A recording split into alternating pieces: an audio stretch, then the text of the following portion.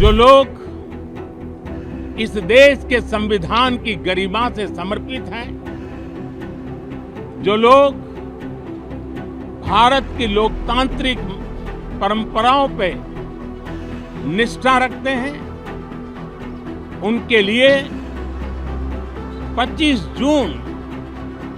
न भूलने वाला दिवस है। कल 25 जून को भारत के लोकतंत्र में जो काला धब्बा लगा था, उसके 50 वर्ष हो रहे हैं। भारत की नई पीढ़ी इस बात को कभी नहीं भूलेगी कि भारत के संविधान को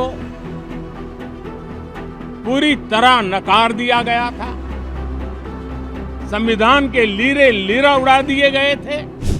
देश में आपातकाल को लागू हुए 49 साल पूरे हो चुके हैं। 50वीं बरसी के मौके पर प्रधानमंत्री नरेंद्र मोदी ने कांग्रेस पार्टी को एक बार फिर से आईना दिखाया और बताया कि इमरजेंसी के वक्त देश आखिरकार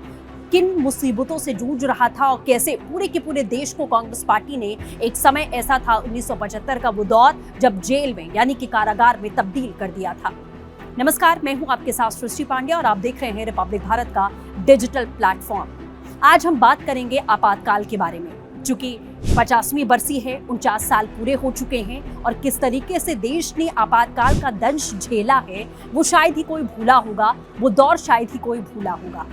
और एक बार फिर से 50वीं बरसी के मौके पर नरेंद्र मोदी ने कांग्रेस पार्टी को एक आईना दिखाने की कोशिश की और बताया कि आज लोकतंत्र और संविधान का राग अलापने वाली कांग्रेस पार्टी, जिसने कभी लोकतांत्रिक मूल्यों को कुचलकर पूरे के पूरे देश को जेल बना दिया था, अपनी मनमर्जी के साथ में लोगों को हवालात में डालने की एक जो सिलसिला था वो यहाँ पर शुरू किया था, और वो था 1975 का वो दौर।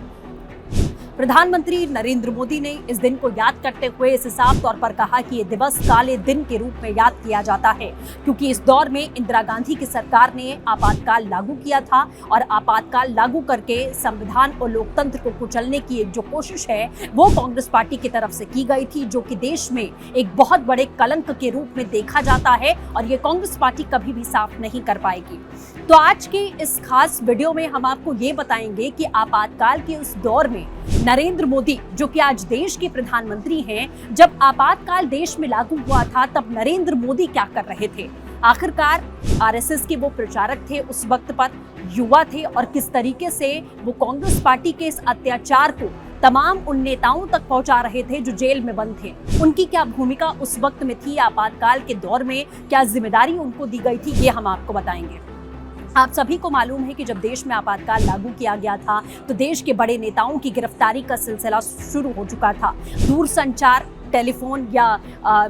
पत्रों की बात करें या फिर समाचार पत्रों की बात करें, पोस्ट की बात करें, पोस्ट कार्ड चलते थे उस वक्त, उनकी बात करें, वो सब कुछ बैन हो चुका था पूरी तरीके से, और कोई भी ऐसी गतिविधि देश में नहीं चल रही थी। लेकिन इस वक्त मैं आपको बता दें कि नरेंद्र मोदी को आरएसएस का प्रचारक होने के नाते उन्हें ये जिम्मेदारी दी गई थी कि वो किस तरीके से कांग्रेस के जो अत्याचार हैं वो नेताओं तक पहुंचा सके। इसी के साथ आरएसएस पर भी प्रतिबंध लगा दिया गया था, पत्रकारिता पर पूरी तरीके से प्रतिबंध लगा दिया गया था। पत्रकारिता की आज़ादी को पूरी तरीके से रोकने की जो कोशिश है वो कांग्रेस पार्टी की तरफ से की गई थी। तो नरेंद्र मोदी उस वक्त अंडरग्राउंड होकर कांग्रेस पार्टी के जो अत्याचार थे उसे उन नेताओं तक पहुंचा रहे थे जिन्हें कारागार में यानी कि जिन्हें जेल में बंद कर दिया गया था आपातकाल के दौरान। उनके कंधों पर ये जिम्मेदारी थी। उस वक्त वो साहित्य भी लिखते थे, संवाद भी करते थे, कविताएं भी लिखते थे, पत्र भी लिखते थे, अखबारों में उनके आर्टिकल्स भी आते थे, और उसके जरिए ही वो पूरे देश में उन तमाम नेताओं को ये बातें पहुंचाने की कोशिश करते थे कि आखिरकार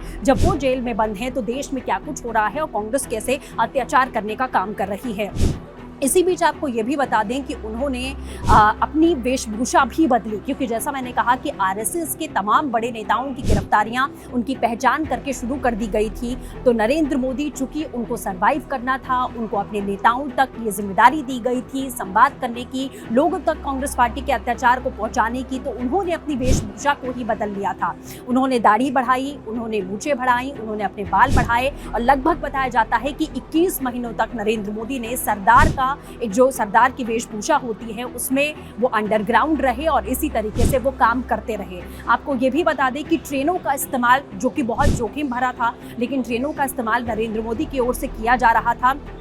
पत्र पहुंचाने के लिए, साहित्य पहुंचाने के लिए जो आर्टिकल्स वो लिखते थे, जो कविताएं वो लिखते थे और विदेशों में भी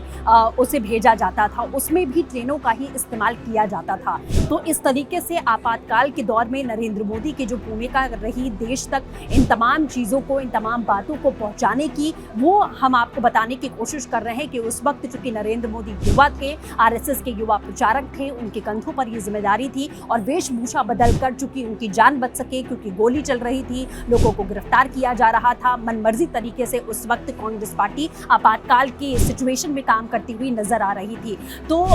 चूंकि 50वीं बरसी है, 49 साल पूरे हो चुके हैं, कांग्रेस पार्टी को सीधे तौर पर आज आप देख रहे हैं कि कैसे संविधान और लोकतंत्र की दुहाई देते हुए कांग्रेस पार्टी चुनावी मैदान में उतरी और संसद के सत्र में भी ये मुद्दा कांग्रेस की ओर से लगातार वो उन प्रतियों को लेकर पहुंची और दिखाने की कोशिश की गई। तो कुल मिलाकर 50वीं बरसी के मौके पर भारतीय जनता पार्टी और प्रधानमंत्री नरेंद्र मोदी ने खास तौर पर एक आईना दिखाया और ये बताया कि आज लोकतंत्र और संविधान की दुहाई आप दे रहे हैं, लेकिन ये वही पार्टी है जिसने पूरी तरीके से लोकतंत्र और संविधान को खत्म कर दिया था। लेकिन कांग्रेस अब लोकतंत्र और संविधान के मुद्दे को लेकर ही जनता के बीच में मैदान में उतरती हुई नजर आ रही है, लेकिन एक बड़ा पलटवार बीजेपी की ओर से किया गया है। फिलहाल के लिए आज के वीडियो में बस इतना ही, लेकिन रिपब्लिक भारत पर ऐसी ही तमाम जानकारियों के लिए डिजिटल प्लेटफॉर्म के साथ आप जुड़ते रहिए। नमस्कार।